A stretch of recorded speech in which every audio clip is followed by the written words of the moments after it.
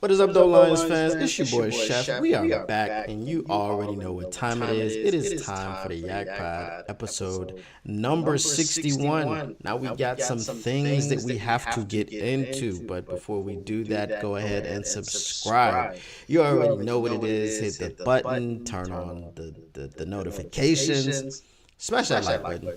You already know. Share. Let everybody know what's going on here in this glorious, wonderful kitchen and what is happening on this glorious, wonderful Monday. We got some things that we got to get into, man. We got some things that went down this weekend that we need to speak about. Lions Twitter was buzzing. Are we going to call it Lions X now? Are we going to do that? I don't know. Sounds better when you call it Lions Twitter. But Lions Twitter was a buzzing. Our former quarterback, Matthew Stafford, and his exceedingly annoying wife, Kelly Stafford, they had some things to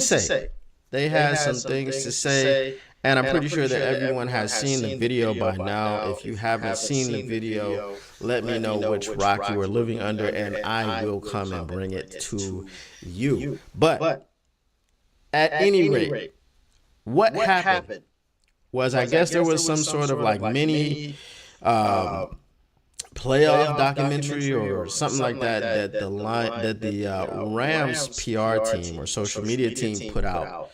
And obviously they were taking us back through the Lions game. Now, there were some people who after that game, when Matthew Stafford was asked about how he felt for the city of Detroit and the fans and things of that nature, for them to actually, finally have won a game, which he couldn't do that for us in 12 years. Couldn't give us a playoff victory in 12 years. He famously just disregarded the entire city. He talked about the players. He said, "Yeah, I'm happy for those guys." A lot of people didn't really find that offensive. They didn't really take too much issue with that. They're like, oh, he's a competitor. He just lost a game. What is he supposed to say? How is he supposed to feel? Granted, I will give you that. But at the same token,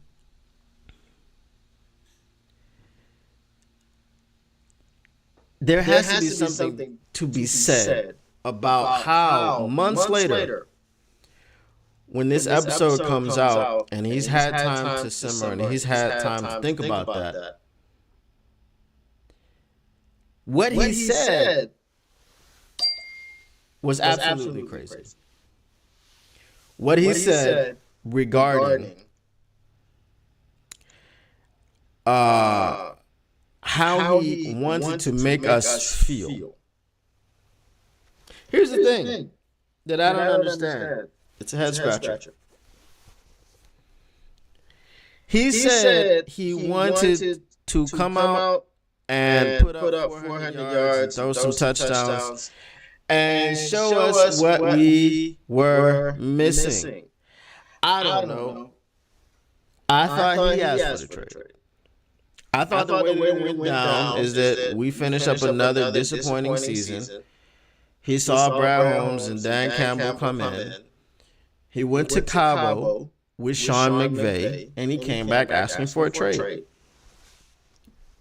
To me, myself personally, he didn't really care about the pitch that Brad and Dan gave him.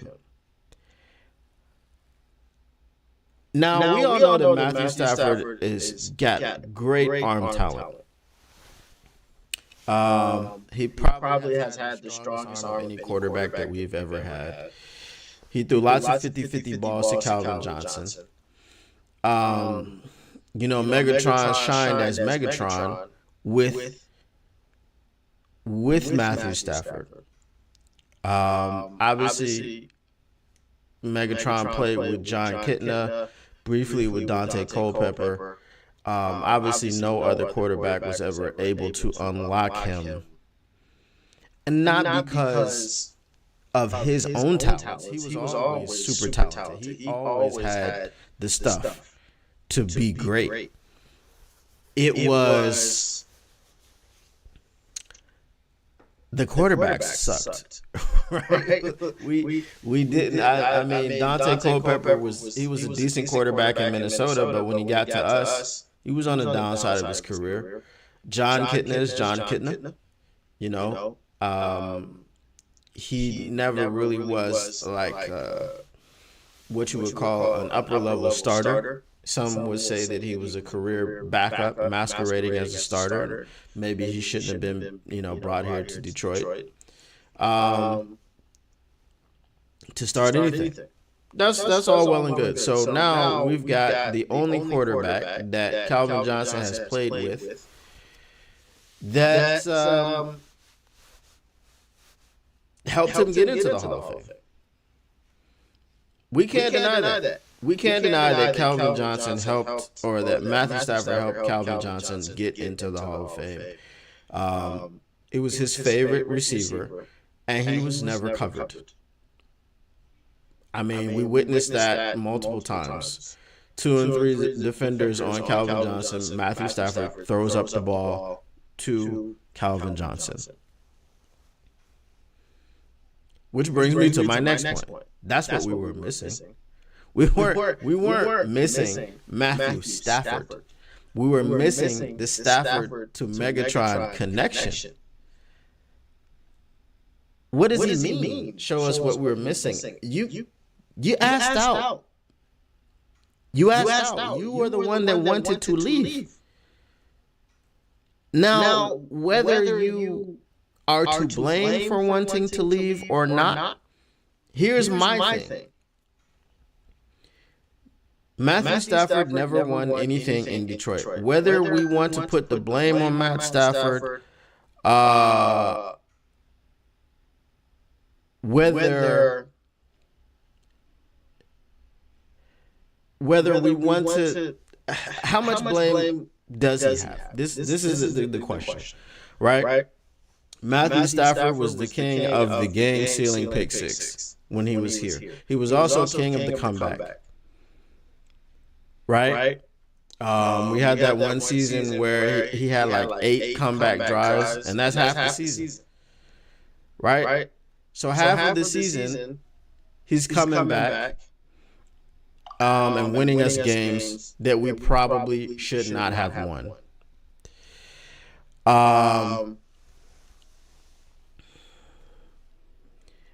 But then, what does that outweigh?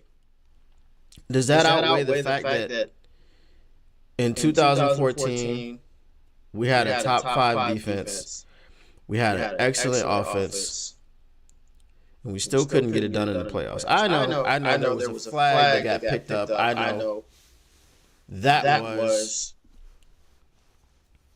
our best chance. But if we're looking at it objectively, we did get the ball back. We did have other opportunities to win that game, and Stafford didn't deliver us points. So we know that there are other players during that time that left the team and went on to have Pro Bowl seasons and things of this nature. But at some point, when you do have a team around you,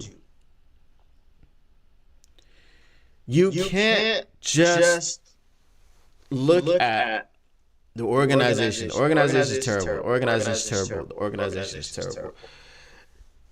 The knock on Goff is that he needs everything to be perfect around him. Could we not say the same thing for Stafford? Because that 2014 Lions team was a hellified team.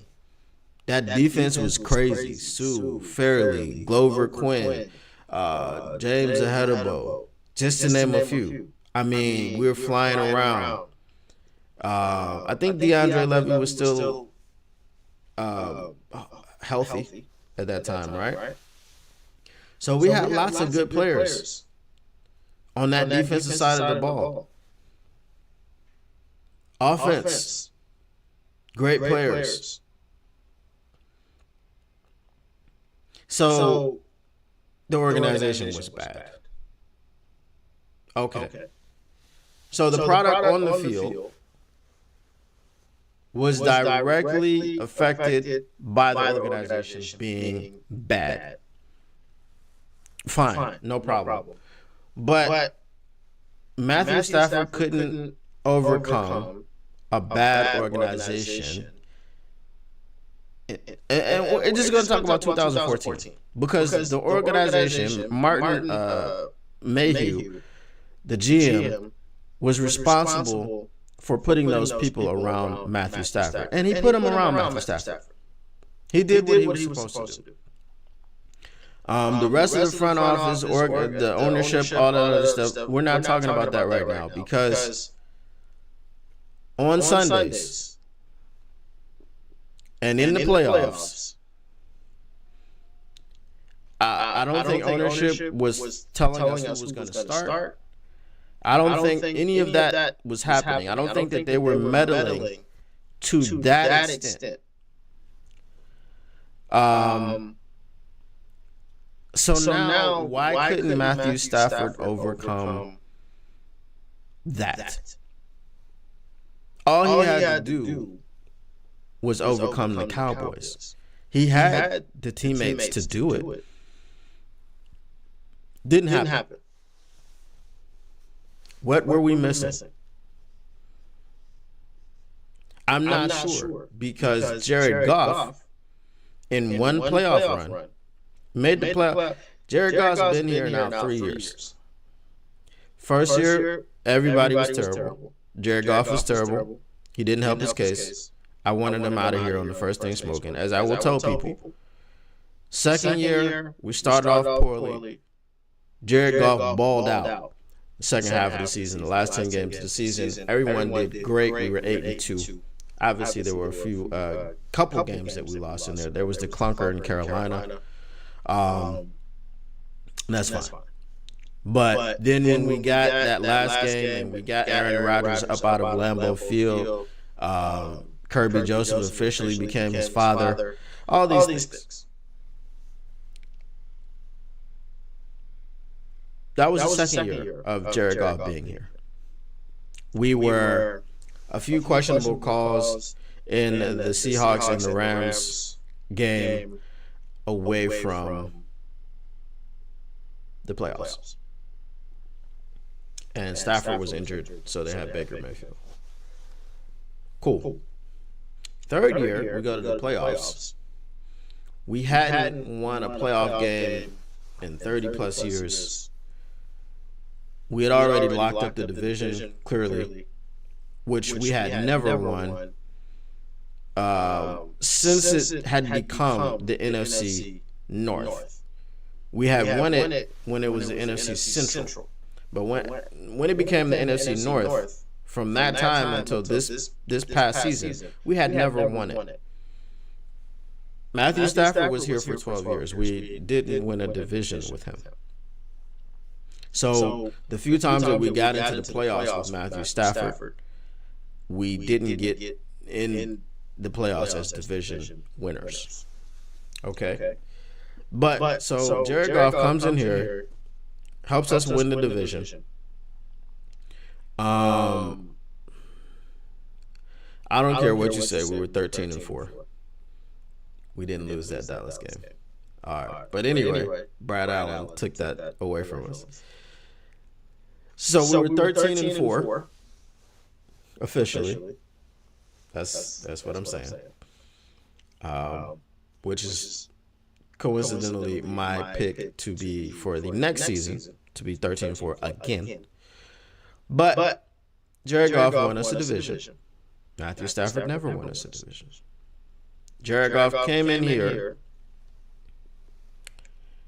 and he led us over the Matthew Stafford-led Rams in our first playoff game. Then he led us over the Baker Mayfield-led Tampa Bay Buccaneers in our second playoff game. Then we got to the NFC Championship game, where in the first half it looked like we were about to blow the doors off of the San Francisco 49ers en route to the Super Bowl. And then when you get to the Super Bowl, I mean, we had already beat Kansas City once. So I think the I think the odds were probably in our favor to win a Super Bowl. The odds were never in our favor to win a Super Bowl when Matthew Stafford was here.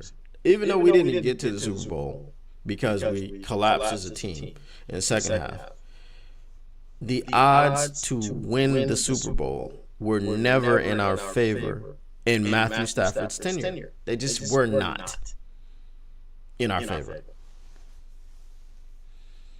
So whatever you think about Matthew Stafford, that's fine.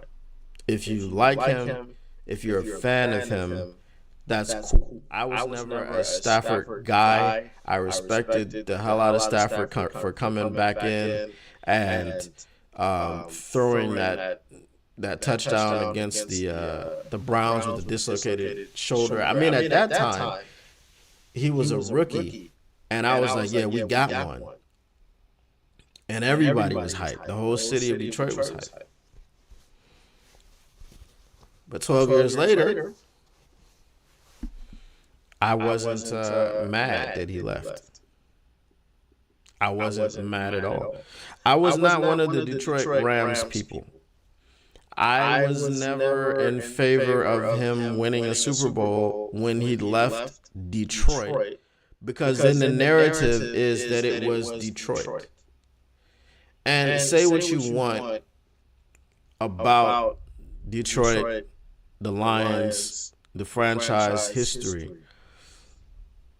We didn't have great drafts. We didn't, but we again in 2014, everything was put around Matthew Stafford, and he was not able to deliver.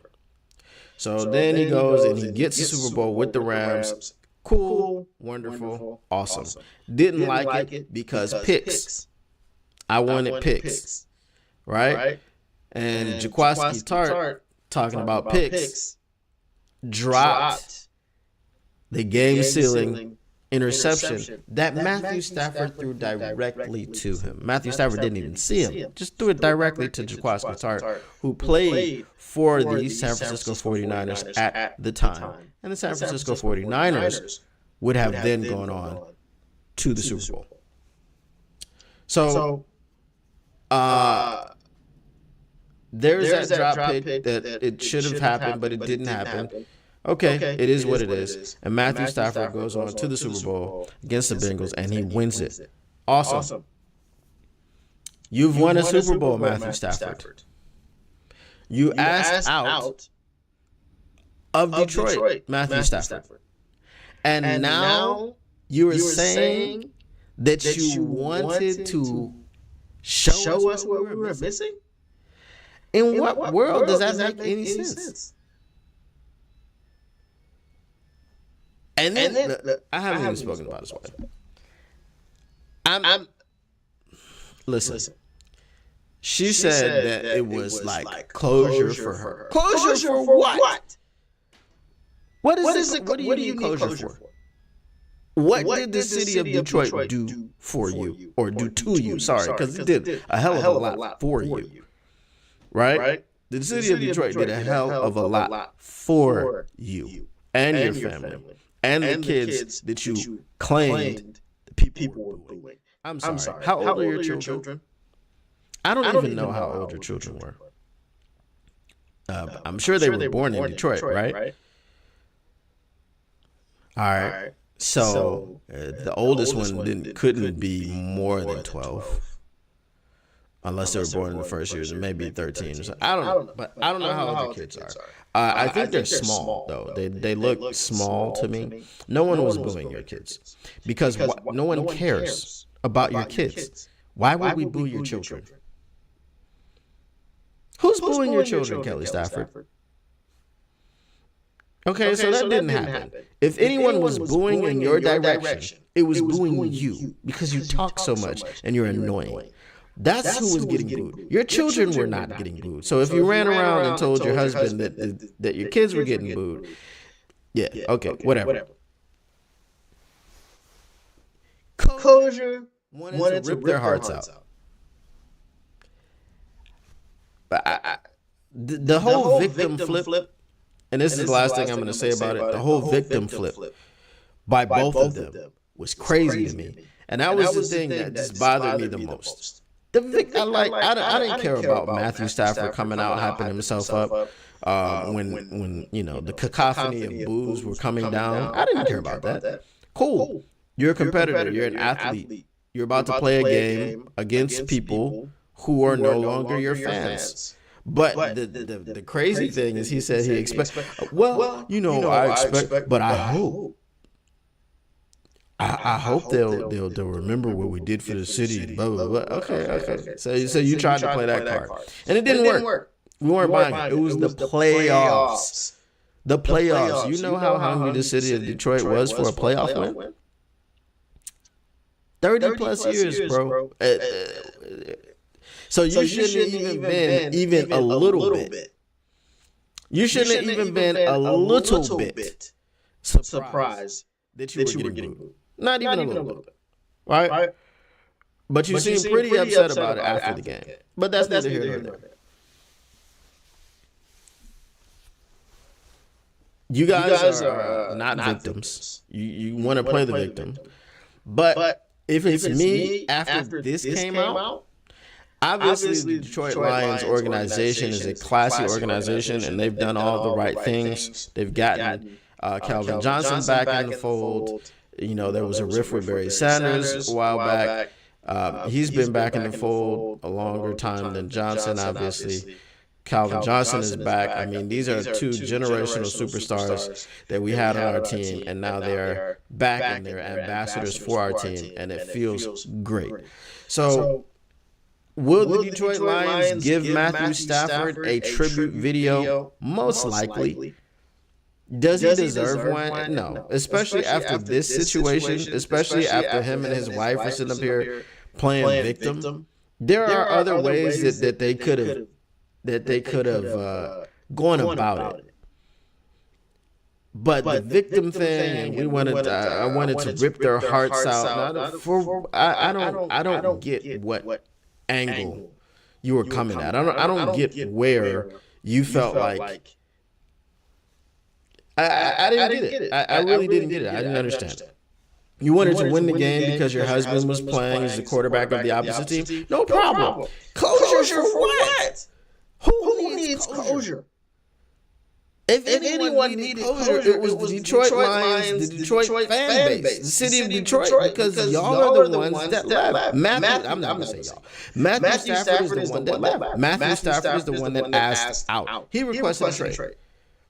So if anyone needed closure, it was us. And you know who got the closure? We did. So good riddance to bad rubbish. As I said, when you come back this year and you play against the Lions in Detroit this year, I hope you get booed again. And maybe they will boo your kids this time. Who knows? Anyway, let's move on to a topic that actually warrants discussion. I know I spent a lot of time on that, but I just had to get that off of my chest. The draft, man. Shout out to the heavyweights. I was watching the Woodward heavyweights. Shout out Easy. Shout out Spimo Racks. Shout out Nick and the Sound Boo. Shout out Chris Platty. Shout out JB Smooth. Shout out the Smiling Assassin KG. Shout out Broder. Shout out Kool-Aid. I'm just shouting out people at Woodward Sports right now. They're not all necessarily involved with the heavies, but shout out everybody at Woodward Sports. They had Joey Harrington on today. And Joey Harrington talked about, he did talk about the Stafford thing, but I'm not going to get into that because we've moved past that. I wondered out loud, why is this on my timeline? That was my question, this weekend. But anyway, Joey Harrington told a story about the pre-draft process. He said that the year that he got drafted, Carolina, who had the second pick, who everybody knew that they were going to draft someone else, they actually had him out there for a visit. Now, what was this visit? This visit wasn't a real visit. It was a smokescreen. He said he got picked up at the airport by some low-level scout who was like, yeah, I make copies of stuff on the weekends. And then he said he may have met with a low-level executive. And then he just sat in the hotel, in his hotel for the rest of the visit. And then they put him back on the plane and sent him on his merry way. So he didn't meet with the GM. He didn't meet with coaches. He didn't meet with anybody at this visit. He just went there and they wanted to show or give the illusion that they had some sort of interest in Joey Harrington. So it was a smokescreen. This smokescreen season goes far beyond what any of us know, far beyond what any of us understand. And the great thing about having these podcasts and this new form of media is that we get to hear these stories. We just assume things. Like we assume that when someone is coming for a visit, that they're actually going to talk to the coaches, they're actually going to talk with the GM, they're actually going to meet some of the teammates and things of this nature, and they're going to be, it's like a college recruiting trip. Like people are going to show them around the city and show them around the facility and all these things, which normally happens if it's a serious visit. But some of these visits apparently aren't very serious. But the players generally don't say anything about it. Because I don't think anybody really asks. But now, like I said, with this new form of media, people are asking questions. And these stories are coming out. And that's great. I really like to hear things like that. But the point of that is, my question has been, what is the new information? What is the new information that causes a player to slide down draft boards, right? You've got a player that starts, for example, Braden Fisk. I know when I was on the Rock On podcast with Will Rock, we talked about the new information. The new information from him is that he had a back injury in high school, which is a herniated disc. And obviously herniated discs, they can crop up at any time out of nowhere. So it's not an injury that you ever really get healed from, right? Damn, my mic is echoing? All right. We know what I gotta do if my mic is echoing.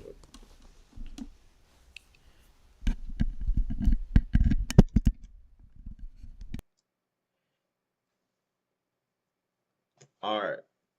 How's that? Microphone done? Echoing?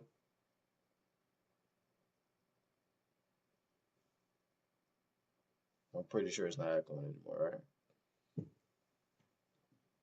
right? So what was I talking about? Oh, okay. We're talking about the new information. We talked about the slip disc that Braden Fisk has. All right. So now, because he has that injury, it's something that you're not going to heal from completely.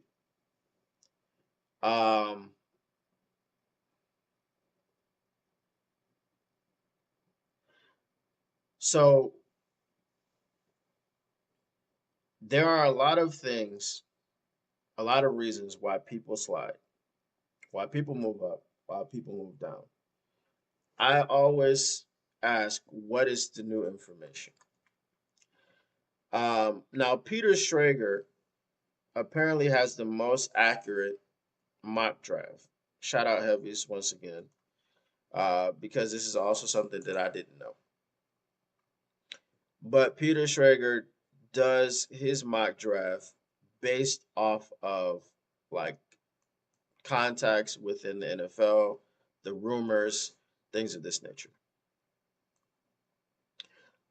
So let's look at his mock draft really quickly. We'll just go through the picks. Obviously, Caleb Williams, number 1, Washington Commanders, Jaden Daniels. Drake May, number 3, New England Patriots. J.J. McCarthy, number 4, to the New York Giants. Now, apparently, they are going to trade up to grab him. Marvin Harrison Jr. goes to the Chargers. Rome Odunze goes to the Arizona Cardinals after they moved back a couple spaces. Uh, Joe All goes to Tennessee, and the damn Dallas. Well, not the Dallas Turner goes to the damn Falcons at number 8, which is what I was afraid of. Indianapolis trades up to grab Malik Neighbors. New York Jets get Brock Bowers. Terrion Arnold goes to Minnesota. Uh, that might be a bit high. That might be a bit high. I haven't seen him mocked really that high, but again, if this is the most accurate mock draft, cool. The Denver Broncos draft Latu. I think that's pretty high for a guy with his injury history. Las Vegas grabs Fashanu. The Saints grab Fuaga. The Bears now at 15 because of their trade with uh, the Colts. They draft J.C. Latham. The Seahawks take Fatanu. Quinnen Mitchell uh, is on the Jaguars. All right, good. Now, because earlier I heard that this mock draft had put Quinnen Mitchell in Chicago. All right, so that's good. If this happens, if it falls this way, we don't want Quentin Mitchell in Chicago on the other side of Jalen Johnson.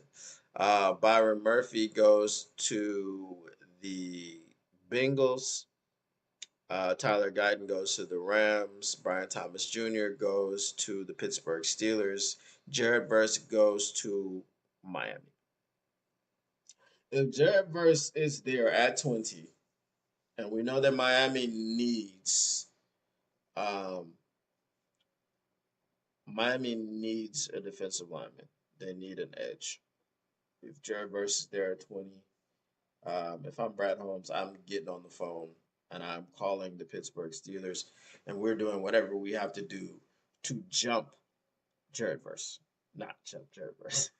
To jump the Miami Dolphins so that we can draft Jared Verse. Um, I just think it's something it's easy to be done. Obviously, you have the pick swap in the first round. I think you have to give up like a third in order to move up to 20. The Eagles select Cooper DeJean. The Vikings select Bo Nix. Cowboys select Xavier Worthy. The Packers select Amarius Mims. Graham Barton goes to the Buccaneers. The Cardinals get Darius Robinson with their next pick. Adonai Mitchell goes to the Buffalo Bills, and Zach Frazier goes to the Detroit Lions. Uh, Now, do I? Kool-Aid McKinstry goes to the Ravens right after that. Lat McConkey goes to the 49ers, and Jalen Pope goes to the Chiefs. Zach Frazier. Um, Apparently he's nasty. Apparently he's technically sound. Um, this isn't the sexy pick. Obviously, drafting a lineman on the offensive side of the ball is not the sexy pick. But I think the Detroit Lions and the fans, I think, because the Detroit Lions already know, but I think the fans of the Detroit Lions are able to understand quite easily why um, the Lions would go ahead and draft an offensive lineman. We enjoyed the best backfield in the history of the NFL with both running backs getting over 1,000 scrimmage yards. And that was because we had the offensive line that we had. So keeping that elite, keeping that intact is something that we definitely do want to do. And because we don't have the holes in this roster, we could go and get depth at the offensive line that will go ahead and step in when someone like um, Frank Ragnow retires or Taylor Decker retires. Um, Kevin Zeitler, he's older. Obviously, he hasn't played a season for the Lions yet, but he may play for 2, 3 more years. Who knows? But it's not a pick that should make us upset. It's not a pick that should make us mad, and I'm not mad at it. I'm not mad at it. Now, Kool Aid McKinstry being there, if we don't move up, we don't move down. Kool Aid McKinstry being there has been a mainstay throughout this draft process. No matter what mock draft you look at, you're generally looking at Kool Aid McKinstry being available. Um, so if he's there at 29, us needing cornerback help, us not addressing the defensive line, the edge position opposite of Hutch, I'm not really sure how I feel about that because I think we need one or the other. Again, we have the Marcus Davenport situation. We have James Houston coming back, which obviously um, I think is a great thing for us. Marcus Davenport returning to form and being able to play at least 15 games for us would be huge. I don't know though, with all those surgeries that he had in the offseason. He had like 5 surgeries. I think it was like 3 on his head and 2 on his shoulder. Or maybe it's the flip side of that.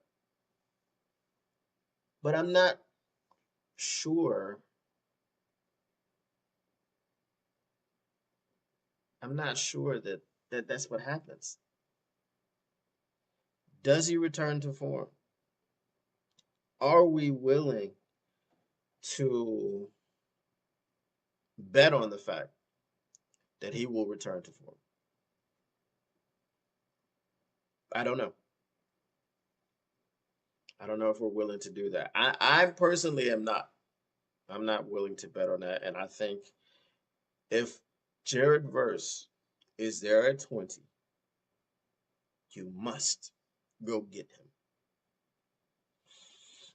because he probably will not get past.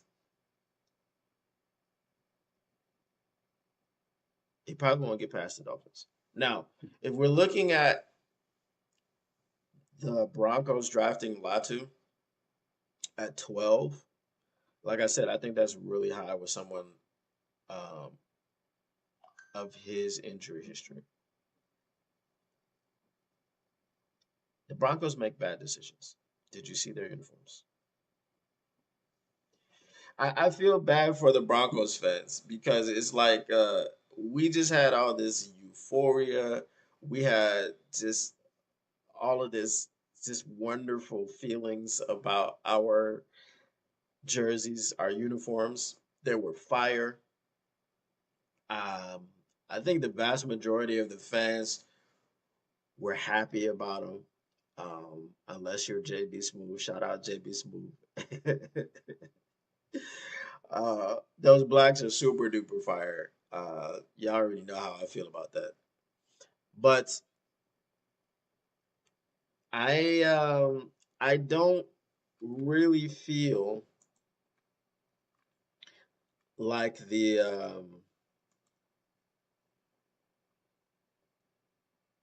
I don't really feel like the Broncos were not let down by the organization.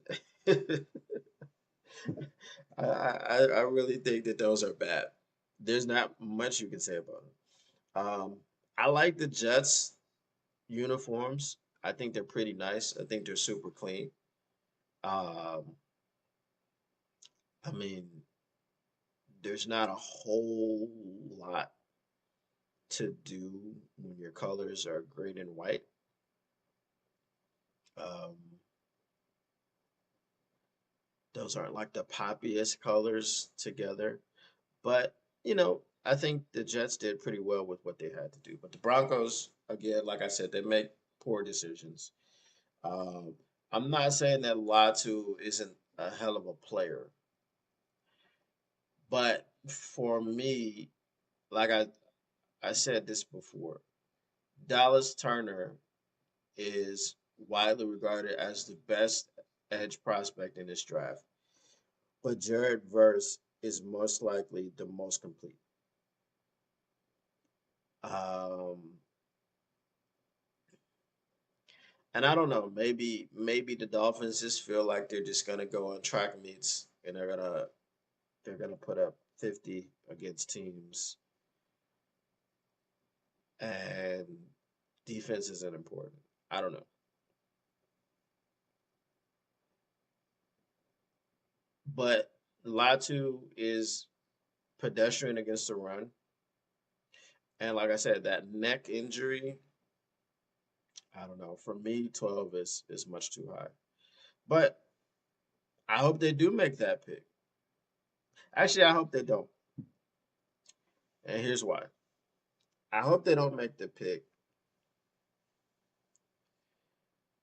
because who do the Dolphins? I said the Dolphins earlier. I was the Broncos. Sorry. The Broncos was the one that said they don't care much about defense. But then you've got Patrick Mahomes in your division.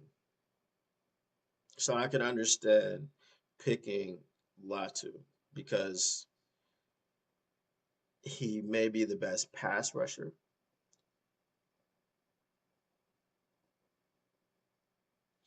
I don't know. It's a tough choice, but I hope they don't make the pick because the reason that I hope they don't make that pick is because now the Dolphins have a choice. And if the Dolphins, because you can see in this mock, and let's say everything else just goes the same, right? If the Broncos don't make that pick and the two now fall to the Dolphins at number 21, which one are they picking? I think that they would pick Verse, which would mean that we could stay put and grab Latu. Um, at 29, I'm not too concerned about his neck injury. I know that it's kind of contradictory, but I'm like, we're not trading up to get him. He fell to us. Um, and I'm looking at Leighton Vander Esch. Leighton Vander Esch had a 3-year career, and he had to medically retire because of his neck, much like Latu has done already in college. So now, if we can go ahead and grab Latu for a couple of years, let's say hopefully he has more than a 3 year career. Obviously, if he comes to our team, I'm hoping the whole neck injuries are behind him, right? But if that's the pick at 29 and we haven't given up any assets to get him, I don't have a problem with it. If we give up assets to get a player with that kind of injury history, Jameson Williams tore his ACL. I feel like the ACL injuries are becoming like Tommy John injuries in the baseball. They're not career ending anymore. And especially if you're young when you tear your ACL. So that wasn't like very risky. But the Latu thing, the neck is like the center of everything in your body. So that's what scares me about Latu. Like, so trading up for him is an absolute no go. I'm not doing that. So hopefully this draft is wrong. Hopefully Peter Schrager gets a few of these picks wrong. Obviously, the draft is never going to go the way that every mock drafter does it, which is why we have so many different variations of mock drafts. I haven't ever done a mock draft. Um, and I'm planning to I probably won't do one before this draft. Maybe next year. I don't know. I'm just like not a big fantasy football guy, mock draft guy. I used to be a big Madden player, but I just got tired of playing the same game every year. It's just a roster update. Uh, but I don't know. I don't know. This mock draft, there's been a few curveballs. The Terrion Arnold thing, going to the Minnesota Vikings. Um, what other curveballs did I not see? The Dallas Turner one was definitely not a curveball. Going up with the Colts, getting who the Colts get? Malik Neighbors. Colts got Malik Neighbors. That was a bit of a curveball. Um, I don't know, man. It's an exciting time. The draft is always exciting. The best thing about this draft is that the draft is no longer the Lions Super Bowl. Like the Lions actually have an opportunity to get to the actual Super Bowl, which is awesome. But anyway, that is all the time we have for today. I hope you guys enjoyed being live with me. If you're watching this live, I appreciate you.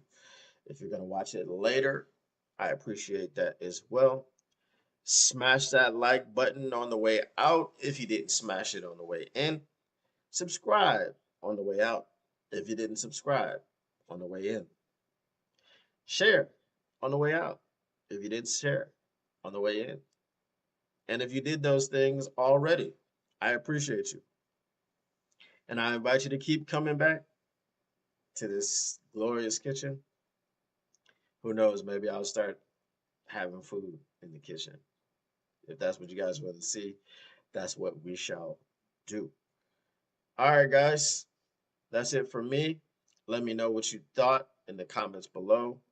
Let me know what you agree with, what you disagree with. If you want to talk about Matthew Stafford, if you want to talk about Kelly Stafford, if you want to talk about anything that we talked about here today or anything else, just let me know in the comments below.